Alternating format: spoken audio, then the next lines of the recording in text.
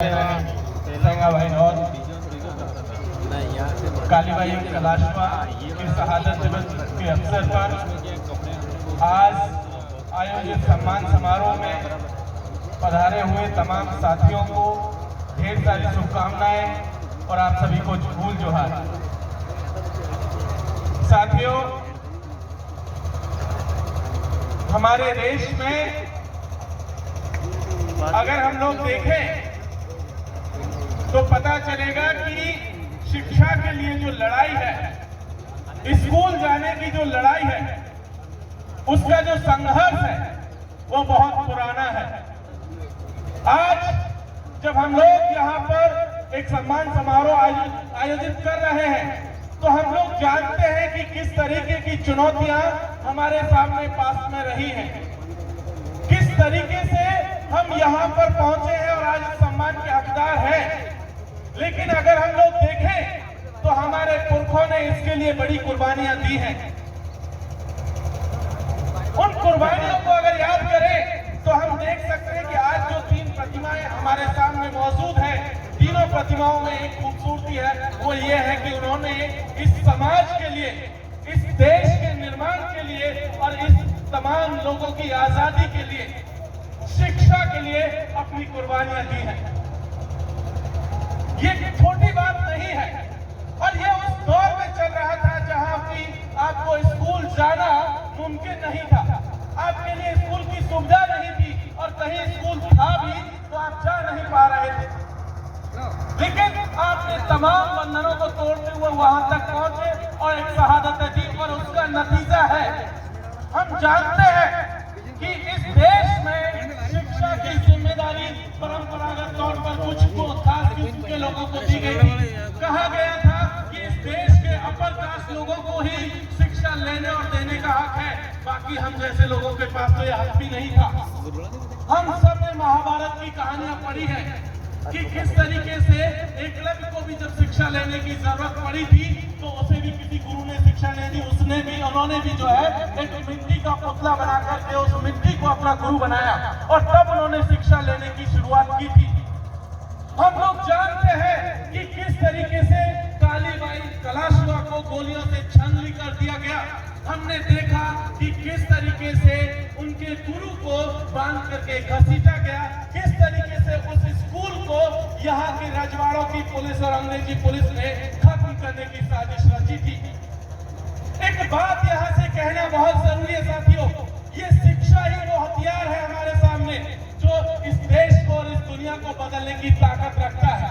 हम जानते हैं कि कलम में वो ताकत है जो हर एक व्यक्ति का, किसी देश का मुस्तकबिल लिख सकता है, भविष्य लिख सकता है। इधर एक पोस्टर लगा हुआ है जिस पर लिखा हुआ है संविधान के बारे में। हम जानते हैं कि हमारे देश में हमारे पुरखों ने एक संविधान हमारे भविष्य को सुरक्षित रखने के लिए दिया था, लेकिन क्या हम बिना शिक्षा के उस संविधान को सुरक्षित रख सकते हैं? नहीं रख सकते हैं। और आज जिस तरीके की चुनौती हमारे सामने है, हमारे देश के जो हुक्मरान बन के जो लोग बैठे हैं, दिल्ली में जो गद्दी पर बैठे हैं, यहाँ जयपुर में जो लोग गद्दी पर बैठे हैं, बड़े बड़े पदों पर जो लोग बैठे हुए हैं, वो आज हमारे खिलाफ हमारे अधिकारों को छीनने की कोशिश कर रहे हैं, हमारे जल, जंगल और जमीन को छीनने की कोशिश कर रहे हैं और हमें जो संविधान में जो अधिकार दिया गया उसे भी छीनने की कोशिश कर रहे हैं। तो अगर हमें अपना संविधान बचाना है, अगर हमें अपना अधिकार बचाना, जल, जंगल और जमीन को बचाना है तो हमें पढ़ना होगा। बिना पढ़े कोई आपको संवैधानिक हक नहीं देने वाला, ये याद रखिएगा साथियों। पढ़ाई का मतलब सिर्फ डिग्री लेना नहीं है कि आप किसी स्कूल में गए, किसी कॉलेज में गए जहां से एक सर्टिफिकेट आपको पास होने का मिला, वो सर्टिफिकेट सिर्फ आपकी पढ़ाई का मायने नहीं तय करता है। पढ़ाई का मतलब है कि क्या आप अपने समाज के हक और अधिकारों के लिए जागरूक हैं या नहीं है।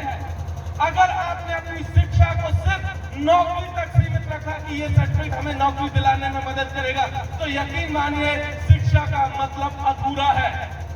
अगर आप शिक्षा का पूरा मतलब जानना चाहते हैं तो शिक्षा का मतलब है कि क्या आप अपने हक, हुकूक के लिए जागृत हुए, आपको चेतना पाई या नहीं पाई, और अगर आपने वो चेतना नहीं आई पढ़ने के बावजूद, तो यकीन मानिए कि वो जो शिक्षा जो सर्टिफिकेट आपको दिया है वो आपका सिर्फ पेट भर पाएगा, इससे ज्यादा कुछ नहीं कर पाएगा। और पेट भरने के लिए तो और भी तमाम साधन हमारे सामने हैं।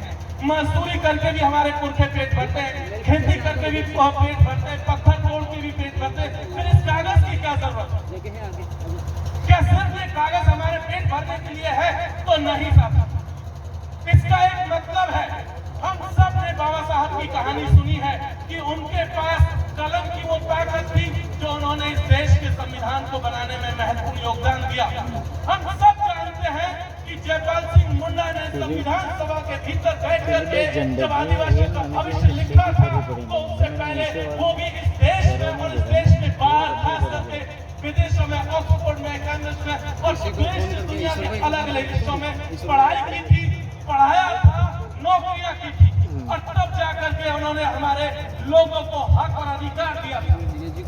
कोई और आपको अधिकार देने वाला नहीं था, हमारे आदिवासी पुरखे थे जिन्होंने हमें ये अधिकार दिया था।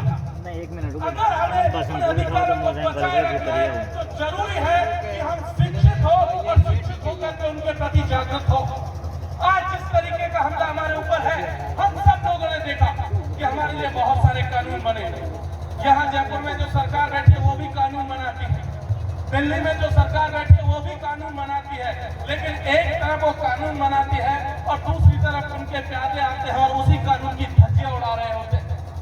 हम सब ने देखा है कि किस तरीके से हमारी जमीनों को छीन लिया गया, किस तरीके से हमारे जंगल छीन लिए गए। और हम सब लोग आज की तारीख में एक ट्रेंड देख रहे हैं कि जो लोग सत्ता में बैठे हैं वो आपको क्या कह रहे हैं। वो कह रहे हैं कि शिक्षा से आपको कोई लेना देना नहीं है, वो कह रहे हैं कि आप जो है धर्म को बचाने की लड़ाई लड़ लीजिए। उन्होंने कह दिया कि धर्म खतरे में है और वो चाहते हैं कि आपके बच्चे, आपके परिवार के बाकी के सदस्य धर्म को बचाने के लिए हथियार लेकर के निकल जाए। कोई कहता है मस्जिद पे हमले कर दो, कोई कह रहा है चर्च पर हमले कर दे, कोई कहता है कि मंदिर पे हमले कर दो। लेकिन साथियों यकीन मानिए, वो लोग जो ये कह रहे हैं कि हिंदू धर्म में कोई भी धर्म खतरे में है, तो यकीन मानिए उनका कोई धर्म खतरे में नहीं है। हम सब लोग जानते हैं कि इस देश के गृह मंत्री का बेटा बीसीसीआई का चेयरमैन है। हम सब लोग जानते हैं कि तमाम मंत्रियों के बेटे कहीं किसी दूसरे राज्य में मंत्री है तो किसी का बेटा मुख्यमंत्री बनकर के बैठा हुआ है, उनमें से किसी का बेटा। हम सब ने देखा कि धर्म बचाने की लड़ाई में आगे नहीं आया। तो हमें भी ये इंश्योर यहाँ से करना है कि धर्म से हमें कोई लेना देना नहीं है। वो अपना धर्म बचाए, जिनको लगता है धर्म खतरे में है वो धर्म बचाए। हमें अपने स्कूल, कॉलेज और विश्वविद्यालय को बचाना है। और जब हम लोग अपने स्कूल, कॉलेज और विश्वविद्यालय को बचा लेंगे, हम अपने शिक्षा को बचा लेंगे, तो यकीन मानिए हम अपना भविष्य भी बचा लेंगे। एक चीज बात, एक आखिरी बात मैं कह करके खत्म करूंगा। अभी तक हम लोग देख रहे हैं कि जो साथी रिटायरमेंट हुए हैं उनमें बहुत सारी सिमिलरिटी थी। कई साथी ऐसे थे जो टीचर्स डिपार्टमेंट से थे, कई रोडवेज से साथी थे और अलग अलग डिपार्टमेंट से थे, लेकिन तमाम साथियों के बीच में एक कॉमन चीज थी। कोई 3rd ग्रेड के लेवल पर था, छोटे पदों का जो निचले स्तर के जो पद है उन्हीं पर ज्यादातर साथी है। साथी एक चीज बताइए, आजादी के 75 वर्ष बाद भी अगर हम लोग 3rd ग्रेड और 4th ग्रेड में रहे तो हमारे होने का क्या मतलब? अगर हम लोग नौकरी के लिए भी लड़ाई लड़ रहे हैं तो ये बताइए कि हम लोग IAS, IPS, secretary, joint secretary, director, deputy director कब बनेंगे? क्या और हम लोग इंतजार करने वाले हैं? तो हमें ये इंश्योर करना है कि हमारे आने वाली पीढ़ियां हमसे कई कदम आगे तक जाए। वो मेरी तरह किसी विश्वविद्यालय के भीतर बैठ करके पढ़ा है, वो हमसे भी आगे जा करके किसी विश्वविद्यालय के वाइस चांसलर बने, वो और भी आगे जाए। इस देश की सरकार को चलाने में जो डायरेक्टर की भूमिका होती है वो भूमिका को अदा करें। और मैं उम्मीद करता हूँ कि हमारे लोग उस भूमिका को जो है अदा करेंगे। हमें पूरी उम्मीद है कि जो साथी यहाँ पर बैठे हुए हैं वो साथी आने वाले दिनों में इस काम को बखूबी अंजाम देंगे। बहुत बहुत शुक्रिया।